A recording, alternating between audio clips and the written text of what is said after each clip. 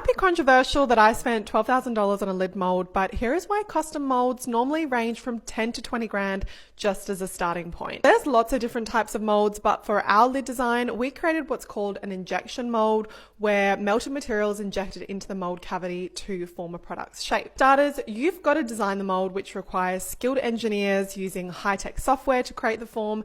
And in our case, it was a curved dome lid that needed to fit a 53mm gorge neck can. Next, you've got materials. So molds need to be tough, so they're often made of steel or aluminium, which are obviously really expensive. Turning these materials into the final mold involves cutting, shaping the mold, which means more labor and more time. Absolutely normal to have multiple rounds. Just like you saw in my last video, the lid didn't fit properly on the first go. After creation, molds go through testing, fine-tuning to ensure that they work flawlessly.